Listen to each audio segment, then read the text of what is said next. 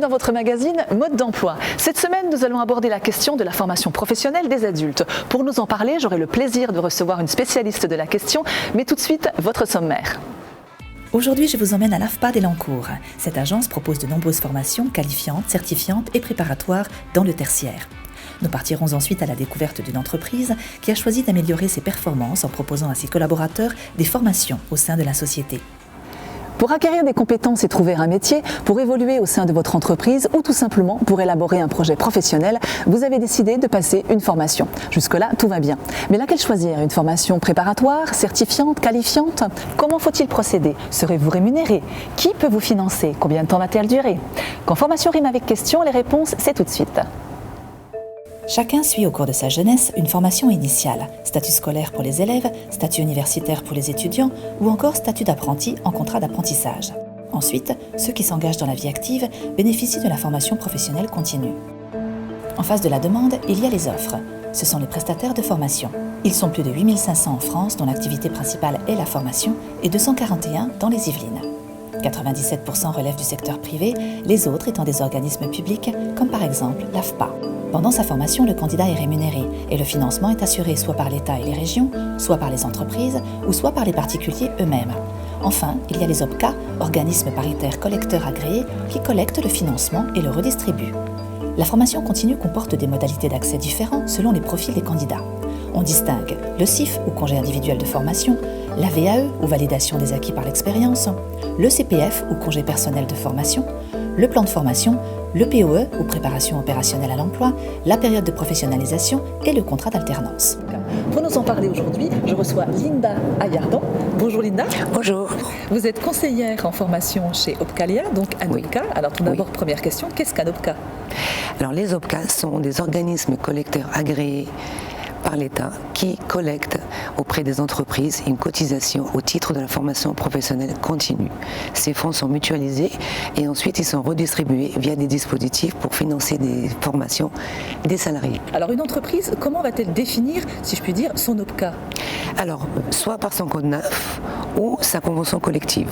En imaginant, je suis directeur d'un petit salon d'esthétique, Oui. je souhaite soit former mes salariés pour améliorer éventuellement leurs compétences, Oui. ou bien je souhaite avoir un apprenti et je souhaite qu'il soit financé. Donc ça, c'est bien deux cas de figure.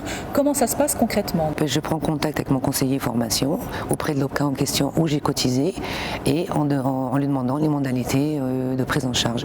Donc c'est très simple, hein, l'entreprise a le droit de choisir son prestataire, donc l'organisme de formation, choisir la formation en question qui l'intéresse et faire part de son devis à son OPCA pour lui demander un financement. On vous retrouve dans quelques instants, Linda, pour une autre question. Très Mais bien. tout de suite, nous avons rendez-vous avec l'AFPA, l'Association pour la formation professionnelle des adultes, devenue en 2017 l'Agence nationale pour la formation professionnelle des adultes. C'est un centre de formation, bien sûr, mais il vous aide également dans toutes vos démarches. C'est parti. Premier organisme en France de formation professionnelle pour adultes, l'AFPA propose 235 formations qualifiantes dans 135 métiers différents. Une chance quand on sait que 61% des stagiaires sont en poste seulement 6 mois après leur formation. À Élancourt, 9 formations qualifiantes sont proposées dans le tertiaire et 500 stagiaires sont formés chaque année. Des formations accessibles à tous, jeunes et seniors, demandeurs d'emploi ou salariés, avec des modalités de financement propres à chaque cas.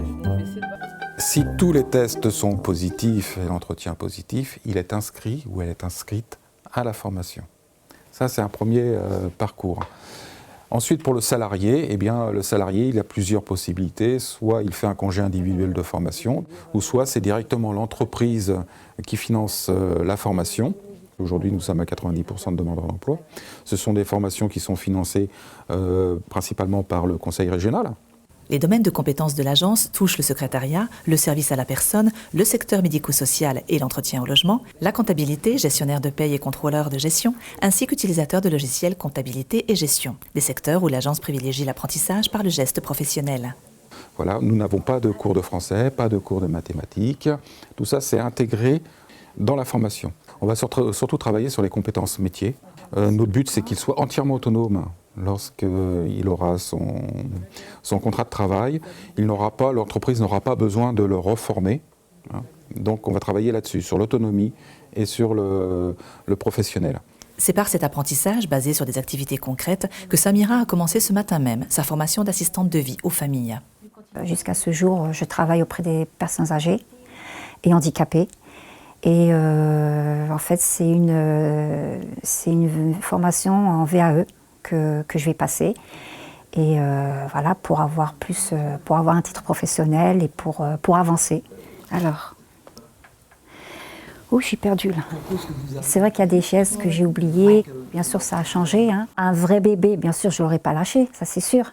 Mais comme c'est un petit mannequin, donc voilà. J'espère finir ma formation et aller jusqu'au bout.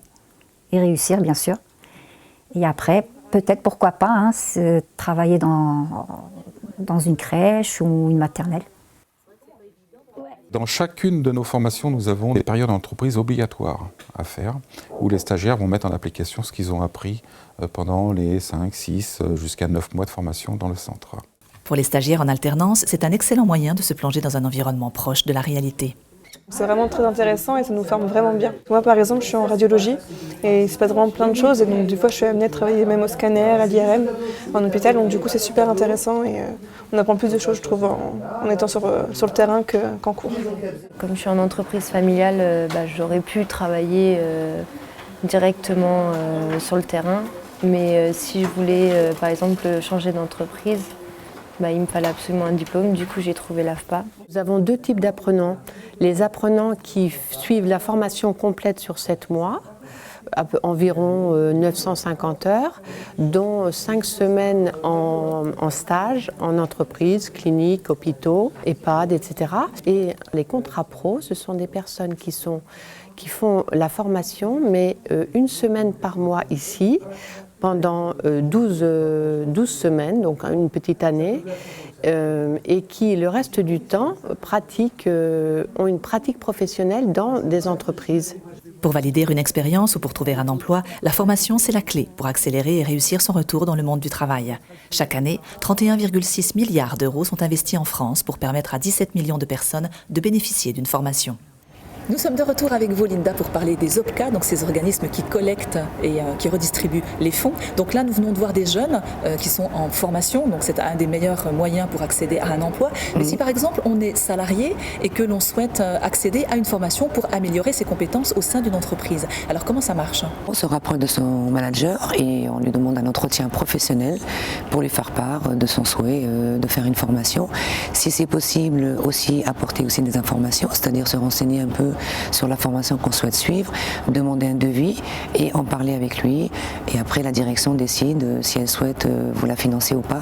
Mais elle n'a aucune obligation d'accepter à la première demande. Donc là, je repars sur un cas concret. Je suis une entreprise, je souhaite éventuellement prendre une personne en alternance. Comment ça marche pour moi? Beaucoup d'entreprises ne le savent pas, mais elles peuvent recruter une personne en alternance sans avoir cotisé un OPCA pour la première année. Elles s'adressent donc, elles se réfèrent à leur code NAF ou à leur convention collective pour définir leur OPCA. Elles prennent contact avec l'OPCA en question et elles leur demandent éventuellement le financement, donc si c'est possible de financer le contrat en question qui les intéresse. En général, c'est accepté. Alors, est-ce qu'on peut parler aussi du compte personnel de formation? Tout salarié qui est en activité cumule des heures et il a 2 possibilités pour le mettre en place. Donc c'est ça la petite nouveauté avec la réforme. Il peut faire une demande CPF donc via son employeur sur son temps de travail et si son employeur refuse, il a le droit de partir sur son hors temps de travail et de partir en formation sans informer son employeur.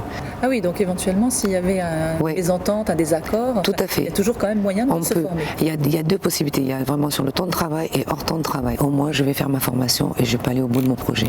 Alors donc nous l'avons vu, il existe des moyens d'accéder aux formations, l'entreprise en est un. Oui. Justement, nous allons voir le cas d'une société qui forme ses salariés, c'est tout de suite. Avec plus de 120 000 salariés en France, l'entreprise EDF déclare miser sur le développement des compétences et la gestion prévisionnelle des carrières. 85% des salariés du groupe ont suivi au moins une formation dans l'année. Pour les 2300 assistantes du groupe, c'est un peu le même parcours. Ce sont des personnes qui sont souvent rentrées sans diplôme dans leur poste et qui ont progressé au fur et à mesure de leur vie professionnelle. Et donc déjà, ce qu'on voit, c'est que ces personnes, suivant les postes qu'elles ont occupés, elles ont développé l'une ou l'autre des compétences, mais pas nécessairement toutes les compétences dont on aurait besoin aujourd'hui. L'assistante est un peu en fait le pilier de l'équipe. Donc en fait, on lui demande des choses assez nouvelles et donc nous avons besoin d'adapter la population par rapport à ces nouvelles compétences. Alors, quand on a fait le constat, qu'on sait où on veut aller, eh bien, du coup, on s'appuie sur des organismes externes spécialisés. Par exemple, pour nous, c'est l'AFPA et l'Encours. Et c'est Delphine Brunel, formatrice à l'AFPA, qui travaille avec le groupe EDF depuis 2013. J'interviens pour des modules de perfectionnement sur 2 thématiques. La première, c'est donc optimiser son temps et gérer ses relations. La deuxième, communiquer, améliorer ses capacités de communication à l'écrit comme à l'oral. Pour l'employeur, former ses salariés permet croissance et innovation, mais offre également la possibilité d'améliorer son capital humain. On développe globalement la performance de l'entreprise, de toute l'entreprise, parce qu'elles sont un rouage essentiel de l'entreprise. Donc ça développe la valeur ajoutée pour l'entreprise, et puis ça développe leur employabilité interne. Donc on les aide à trouver d'autres postes. C'est notamment pour ça aussi qu'on a développé un accompagnement à la VAE, la validation des acquis de l'expérience. Nous avons investi pour avoir un accompagnement personnalisé de toutes les assistantes qui veulent faire cette VAE. Et ce titre, Sophie l'a reçu cette année. Entrée chez EDF il y a une petite vingtaine d'années avec un contrat de qualification, elle a pu obtenir son diplôme d'assistante de direction par la VAE organisée par son entreprise. J'ai trouvé la démarche assez intéressante parce que je n'avais pas eu l'occasion jusqu'à présent de faire valoriser mes compétences et je souhaitais que mes compétences soient officiellement reconnues.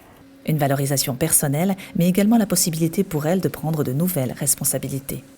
Elle m'a apporté en plus, lors des modules de formation dont nous avons pu bénéficier auprès de l'AFPA, des compétences supplémentaires sur des notions que je n'avais absolument pas, comptabilité, gestion, des choses que je ne fais pas au quotidien et que je n'avais jamais eu l'occasion d'aborder.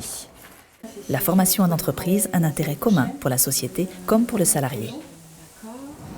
Nous voici de retour avec Linda Ayardo. Je rappelle que vous êtes conseillère en formation chez Opcalia, donc un OPCA. Linda, par rapport à la loi El Khomri du 5 mars 2014, Oui. des compétences nouvelles ont été attribuées aux OPCA, donc les missions ont été étendues. Qu'est-ce qui a changé exactement? On est passé à une cotisation unique, ou 1%.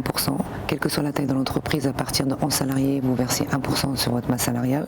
La fin de la 2483 que les entreprises devaient remplir avant.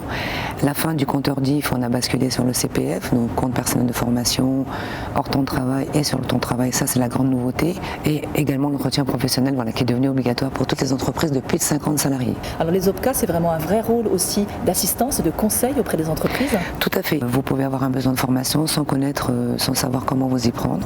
Vous appelez votre conseiller qui, lui, va vous accompagner sur la recherche d'un organisme de formation et vous aider à monter votre dossier pour se faire financer la formation par un OPCA. Linda Ayardo, merci beaucoup d'avoir été mon Je vous en invitée prie. aujourd'hui et d'avoir répondu à mes questions. Je rappelle que vous êtes conseillère en formation chez Opcalia. Quant à nous, on se retrouve pour un prochain mode d'emploi, mais d'ici là, prenez soin de vous.